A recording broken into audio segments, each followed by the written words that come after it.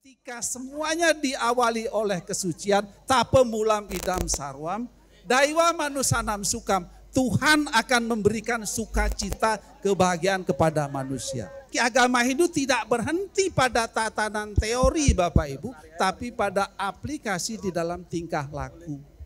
Makanya 3 kerangka dasar agama Hindu berakhir pada upacara. Pelaksanaan. Tatwanya kita paham, susilanya kita mengerti, tapi tidak ada upacara, semuanya tidak akan berarti. Upacara melasti ini adalah perjalanan akhir ketika kita akan mengakhiri tahun Saka. Kita diajarkan setelah kita menggunakan segala sesuatu, kita menata kembali. Kita mengembalikan kembali seperti keadaan awal. Kita jangan dibiarkan gemeletak begitu saja, kita langsung pindah ke tempat lain atau pindah ke tahun yang baru tanpa memperhitungkan, tanpa memperhatikan setelah alam ini kita gunakan dalam 1 tahun.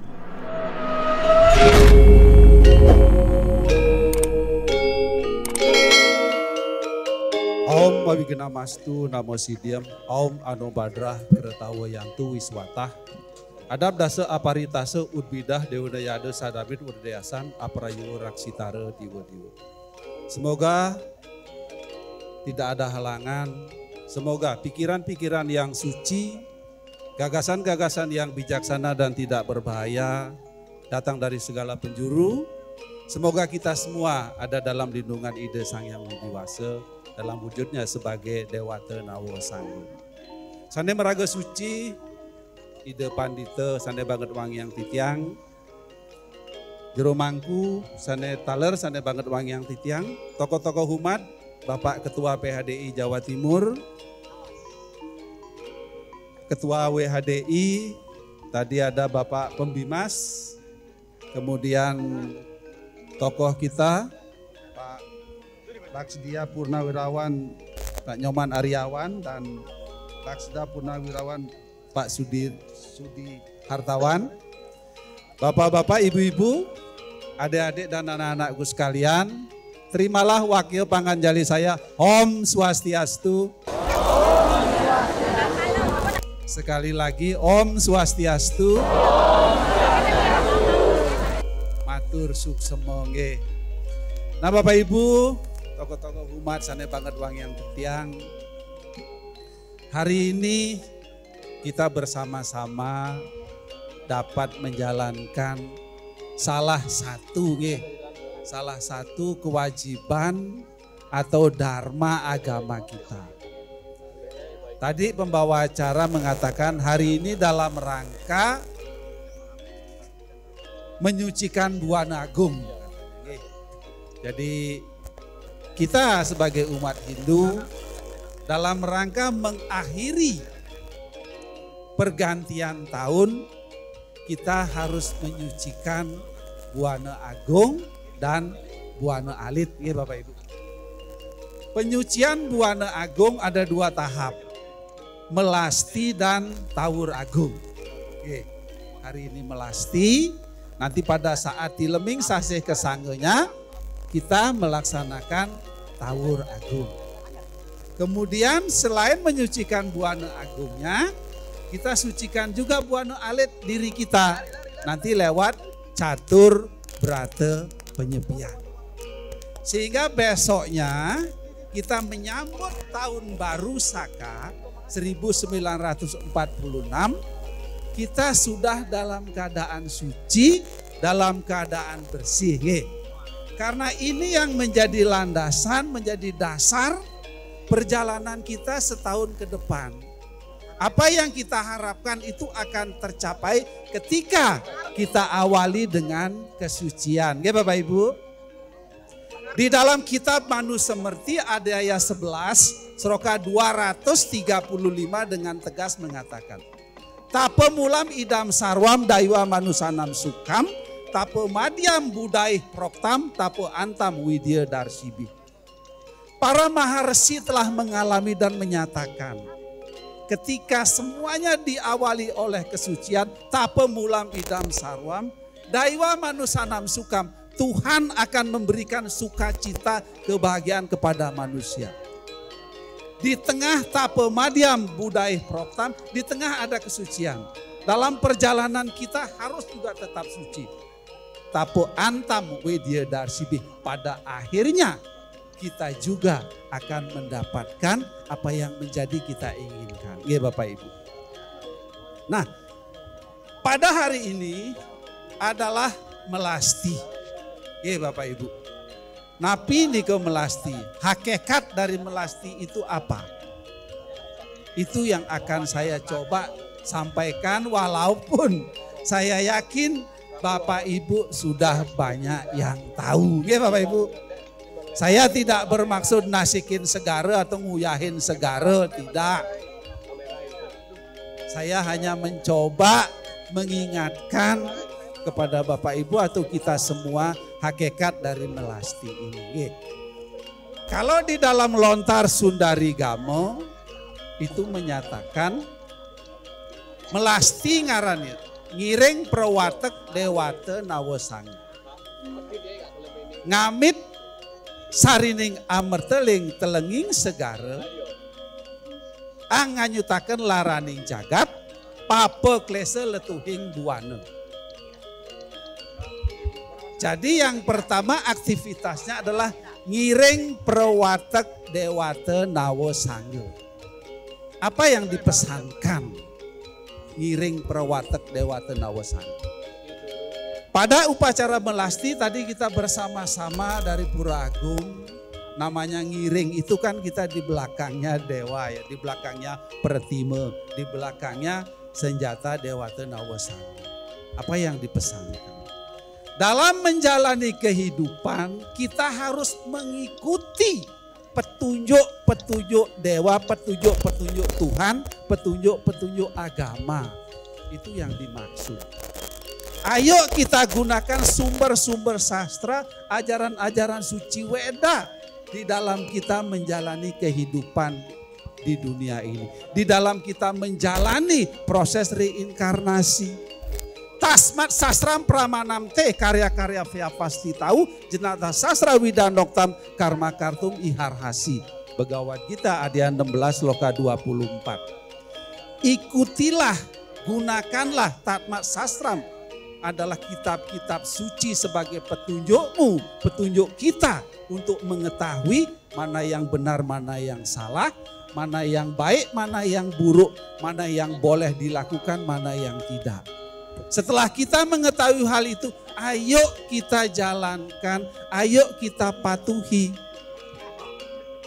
di dunia ini maupun di dunia sana. Jadi agama Hindu tidak berhenti pada tatanan teori Bapak Ibu, tapi pada aplikasi di dalam tingkah laku. Makanya 3 kerangka dasar agama Hindu berakhir pada upacara. Pelaksanaan. Tatwanya kita paham, susilanya kita mengerti, tapi tidak ada upacara, semuanya tidak akan berarti. Kalau orang bilang belgedes, Bapak Ibu, omong doang, tapi nggak ada realisasi. Agama Hindu berhenti kepada praktek, berhenti kepada bagaimana mengimplementasikan tatwa dan susila dalam bentuk upacara. Ngamit sarining amerteling telenging segara. Sarining amerte, sari-sari dari kehidupan itu kita ambil di lautan. Di laut. Kenapa kok di laut? Karena di lautan adalah lambang kebijaksanaan Bapak Ibu. Di dalam Bhagavad Gita, Adhyaya 2 Sloka 70 mengatakan, Apuryawanam acala pratistam samudra apah pravisanti yadwat. Tadwat kamayam pravisanti sarwa ya kamutan kamu kami. Apuryawanam acala pratistam. Air laut itu tidak akan pernah berubah Bapak Ibu. Walaupun air sungai mengalir dari mana-mana masuk ke samudra, air laut tidak akan pernah berubah. Dia tetap rasanya asin, Bapak Ibu. Orang yang bijaksana itu kami tidak akan mengumbar nafsu. Sehingga sari-sari kehidupan merupakan kebijaksanaan, kita tidak akan berubah, kita tidak akan berpindah dari dharma ketika godaan kama menggoda diri kita dari segala penjuru. Di lingkungan kita godaan itu banyak Bapak Ibu. Godaan materi, godaan non materi juga banyak yang mengganggu kita. Ayo kita tiru air laut ini. Dia tetap asin, dia tetap tenang, dia tetap dalam jumlah yang sama. Sekalipun juga menguap banyak, hujan turun, dia tidak akan bertambah, jumlahnya adalah tetap. Yang kedua, air laut tidak membuat ikan di dalamnya menjadi asin.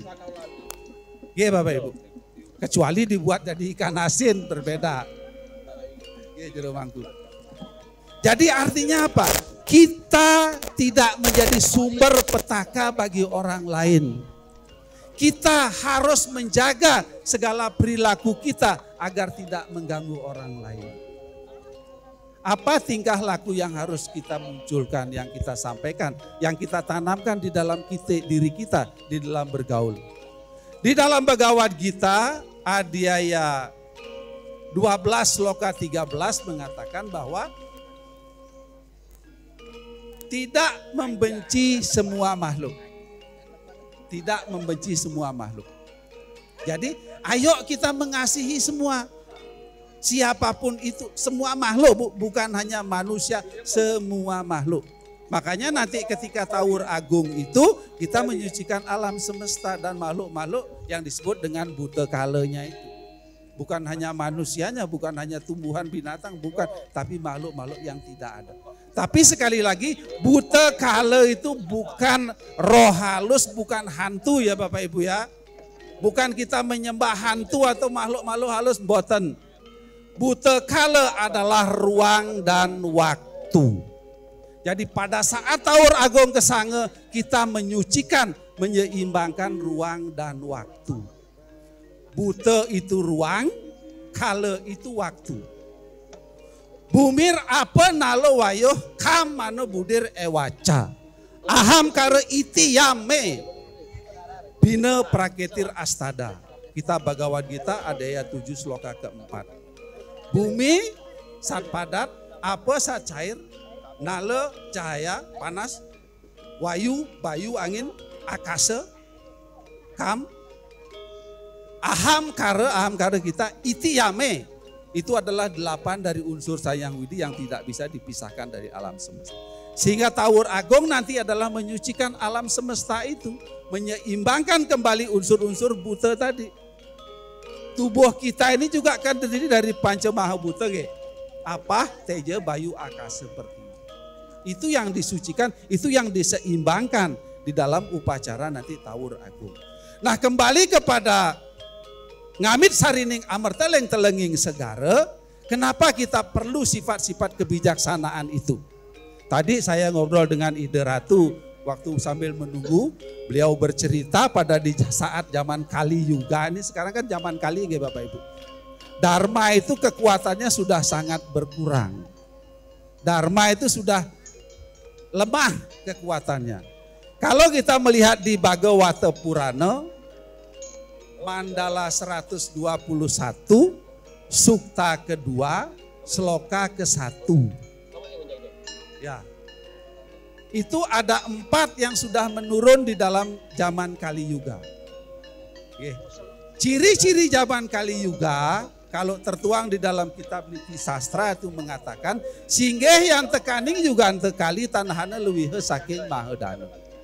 Ketika zaman Kali Yuga datang, tidak ada yang lebih berkuasa dari Mahadana, adalah uang. Dana ini bukan dana ya, dana, uang. Kalau dana itu nanti pemberian, artinya dana ini uang. Tanhana luwih saking Mahadana. Tan waktan guna sura pandita widagda pada angayat ing daneswara. Orang-orang pinter, orang-orang punya kedudukan pada angayat ing daneswara, semua mengabdi kepada uang. Kita berangkat jam 7, pulang jam 8 malam, ngapain? Cari duit. Semua mengabdi kepada uang. Tan waktan guna pada angkat ring daneswar. Rina hasia sang wiku hilang kula ratu pada hina kasyasih. Pesan-pesan orang bijaksana, pesan-pesan ajaran suci Weda sudah berkurang hina kasyasih. Putra dua pitra ninda ring bapa si sudra banija wara wirya pandita. Putra dua itu anak-anak kita berani mengumpat orang tua, nggih Bapak Ibu. Anak-anak kita sekarang ini kalau kita marahin ngomongnya apa? Lapo Pak kok ngono kan begitu ya? Coba Bapak Ibu ngelarang anak kita mesti tanya, apa sih Pak kok kudu ngono? Coba zaman kita dulu Bapak kita mendelik aja kita sudah takut, belum ngomel ya. Oke Pak Dewo. Ini salah satu ciri zaman kali juga, anak-anak itu sudah berani. Apa sih Pak kok nggak oleh kan ngono. Tetapi ayo kita sebagai orang tua nanti kita sikapi yang positif. Putra dua pitra nindering bapa si sudra banija wara wirya pandita. Orang-orang yang hina, orang yang tidak berpendidikan tetapi ketika memiliki dana, ia yang diikuti, ia yang dihormati Bapak Ibu. Itu salah satu ciri zaman kali juga. Sehingga apa? Kita mencari sarining amerta, sari-sari kehidupan untuk kita bisa tegak di jalan dharma. Itu pertama kita melasti ke. Yang kedua adalah kita melasti ke laut adalah untuk mensucikan. Setelah sari-sari kehidupan itu kita dapat untuk menyucikan simbol dari Dewata Nawasanga, simbol dari alam semesta. Mengajarkan kepada kita bagaimana agar kita beradaptasi dengan perubahan, beradaptasi dengan segala bentuk perbedaan. Di timur adalah Iswara. Di tengah, di tenggara adalah siapa? Maheswara. Di selatan adalah Brahma. Di barat daya adalah Rudra. Di barat adalah Mahadewa. Kemudian di barat laut Sankara, di utara Wisnu, di timur Sambu, di timur laut Sambu, di tengah adalah Siwa. Artinya apa? Dunia ini penuh dengan perbedaan. Dunia ini penuh dengan dinamika. Ayo kita beradaptasi dengan segala bentuk perbedaan. Kenapa Tuhan menciptakan perbedaan Bapak Ibu? Adalah untuk saling membantu, untuk saling melengkapi, untuk saling menguatkan. Seperti halnya tubuh kita Bapak Ibu. Bapak Ibu pernah memperhatikan nggak tubuhnya Bapak Ibu ketika berkaca? Dari kepala, mata, rambut, telinga, hidung, bibir, tangan, semua bentuknya berbeda. Nggih napa nggih? Dibayangkan kalau bentuknya sama Bapak Ibu, bundar semua kayak kepala, kira-kira bagus apa tidak? Sehingga perbedaan itu adalah untuk menciptakan kesempurnaan. Perbedaan itu untuk saling mendukung, bukan untuk saling menjatuhkan. Bapak Ibu. Itu yang diajarkan kita menyembah Dewata Nawasanga, alam semesta itu. Sesungguhnya itu yang kita sucikan sehingga hari ini kita menyucikan Buana Agung. Ngamit sarining amerta leng telenging segara. Anganyutaken laraning jagat. Untuk apa kemudian setelah kita mendapatnya? Anganyutaken laraning, menghanyutkan penderitaan alam, sakitnya dunia ini, sakitnya sang bumi ini, ayo kita obati, ngoten nggih maksudnya. Penebangan pohon yang tidak punya aturan membuat gundul, kemudian terjadi banjir, bencana.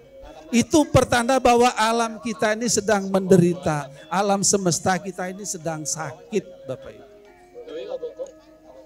Ayo dengan sari-sari kehidupan yang kita dapatkan di samudra itu gunakan untuk menjaga alam ini. Menjaga bumi kita ini, menjaga ibu kita ini agar apa? Agar kita dapat hidup, kita dapat menjalankan aktivitas atau swadharma kita. Kita dapat menjalankan catur warga, dharma, artha, kama, masa. Matangnya nayuwa tan masih ring sarwo prani. Apan ikang prana ngarania ya ike nimitaning kapagahan ikang catur warga dharma arta kama moksa. Saras camu saya sloka 135. Oleh karena itu jangan sekali-kali tidak menaruh cinta kasih ring sarwa prani semua makhluk. Apan ikang prana ngarania karena kehidupannya nimitaning kapagahan ikang catur warga yang membuat kita dapat menjalankan catur warga 4 tugas tujuan hidup kita, menjalankan dharma, mencari arta, memenuhi kama, dan pada akhirnya kita mencapai moksa. Kita tidak bisa hidup sendiri Bapak Ibu. Kita sebagai makhluk sosial akan terus beradaptasi dengan lingkungan, akan membutuhkan orang lain untuk hidup kita. Mulai dari kita lahir sampai kita meninggal nanti dibantu oleh orang lain, nggih Bapak Ibu. Sakjane sebenarnya kita itu kalah dengan binatang Bapak Ibu, nggih. Kalau binatang itu melahirkan nggak ditolongin dokter kok deh, nggih. Bahkan babi itu anaknya isok 12 loh nggak pakai dokter. Manusia anak 1 isok dokternya isok 4 kok, nggih. Sakjane manusia itu makhluk yang lemah, oleh karena itu ayo kita hidup dengan penuh rasa cinta kasih. Nggih. Nah, anganyutaken laraning jagat. Papa klese letuhing buana. Papa itu apa? Papa itu dosa atau kesalahan. Klese itu kesusahan. Yang membuat apa? Letuhing buana, kotor dunia ini menjadinya. Nah, dengan sari-sari kehidupan papa klese ini, ayo kita hilangkan. Apa bentuk papa klese dalam diri kita? Salah satu adalah kama. Sumber dari klese atau penderitaan atau dosa itu adalah kama yang tidak terkendali. Nggih Bapak Ibu. Terus rumah guraris nggih. Kama keinginan. Tetapi adakah dari kita yang hidup bebas dari keinginan Bapak Ibu? Ada nggak kira-kira yang hidup bebas dari keinginan? Tidak ada. Semua aktivitas kita bersumber dari keinginan. Di dalam kitab Manu Semerti ada ayat 2 sloka 4 mengatakan akamasya kriya kicit drisyate nehe karicit. Yat kurute kicit tatat kama sejestitam. Akamasya kriya kicit.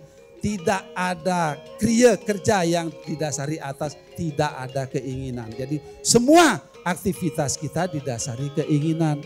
Oleh karena itu ayo kita kendalikan keinginan.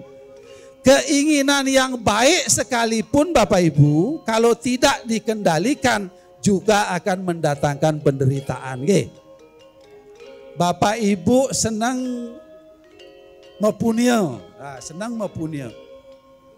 Kalau uang gajian bapaknya semuanya dipunyakan, kira-kira bagus napa bagus? Semua dipunyakan gaji, enggak semua wes 80% dipunyakan. Kan enggak bagus. Bapak Ibu senang ke pura. Ke pura ini kan baik nggih.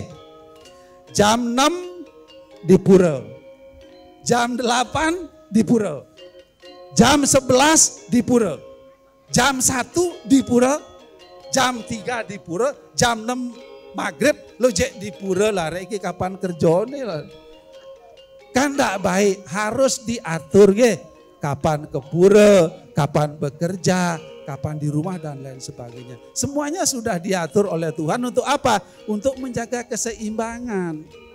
Sekali lagi, sekalipun keinginan itu baik, tetapi ketika tidak dikendalikan maka itu akan mendatangkan penderitaan. Klese itu yang membuat letuhing buana alam ini menjadi kotor, alam ini menjadi tidak seimbang lagi. Karena apa? Bapaknya nggak kerja wisan, keluarganya sudah berantakan jadinya. Nah Bapak Ibu umat sedharma, hakikat dari melasti sekali lagi ngamit sarining amerta, kita mencari sari-sari kehidupan berupa kebijaksanaan agar kita dapat anganyutakan laraning jagat, menghilangkan penderitaan atau dukanya alam semesta agar kembali seimbang. papa klese letuhing buana dan menghilangkan papa klese atau penderitaan dari diri kita sendiri karena faktor kama yang tidak terkendalikan. Nah Bapak Ibu Mat Sedharma yang hormati Ide Ratu sana banget wang yang titiang. Sekali lagi upacara melasti ini adalah perjalanan akhir ketika kita akan mengakhiri tahun Saka. Kita diajarkan setelah kita menggunakan segala sesuatu, kita menata kembali. Kita mengembalikan kembali seperti keadaan awal. Kita jangan dibiarkan gemeletak begitu saja, kita langsung pindah ke tempat lain atau pindah ke tahun yang baru tanpa memperhitungkan, tanpa memperhatikan setelah alam ini kita gunakan dalam satu tahun. Kemudian di tahun yang akan datang, ingat, kita akan awali dengan catur berata penyepian, kita menyucikan diri kita, mengendalikan diri kita melaksanakan amati lelunguan, amati lelanguan, amati geni dan amati karir. Dengan demikian Bapak Ibu Mat Sedharma, alam ini kita tinggalkan dalam keadaan bersih. Kita menyambut tahun baru Saka dengan keadaan bersih. Ya Bapak Ibu Mat Sedharma, sebagai akhirnya saya mengucapkan selamat Hari Suci Galungan kepada Bapak Ibu Mat Sedharma walaupun sudah lewat. Semoga Dharma senantiasa menjadi landasan kita untuk menjalani kehidupan kita. Ingat, hanya Dharma yang mengantarkan kita menuju kebahagiaan di alam sini maupun di alam sana. Ekam ewa suhri dharma nidano pianu yaniya sarira sama nacam sarwam anyadiya cadi. Satu-satunya yang mengantarkan seseorang menuju kebahagiaan di alam sini maupun di alam sana adalah Dharma. Sementara yang lain akan musnah bersama hilangnya badan jasmani kita ini. Kitab Manu Semerti ayat 8 sloka 17. Demikian Bapak Ibu yang dapat saya sampaikan. Om Sarwa Sam Swasti Bawantu. Semoga kita semua ada dalam keadaan baik. Swaha ngoten lho Bu. Swaha itu artinya semoga terjadi. Seperti tetangga kita itu mesti ngomong amin ngono lho nggih. Jadi semoga terjadi. Om Sarwa Sam Santir Bawantu. Semoga kita semua ada dalam keadaan damai. Swaha. Om Sarwa Samanggalam Bawantu, sehingga kita dapat memimpin diri kita sendiri. Swaha. Om Sarwa Sampurnam Bawantu, sehingga kita dapat mencapai kesempurnaan. Swaha. Om Arestani Mesarwo Atmo Andi Bersah, semoga badan dan pikiran kita tetap sehat, jauh dari penyakit dan bangkit untuk meningkatkan kualitas diri. Saya tutup dengan para mesanti. Om Santi Santi.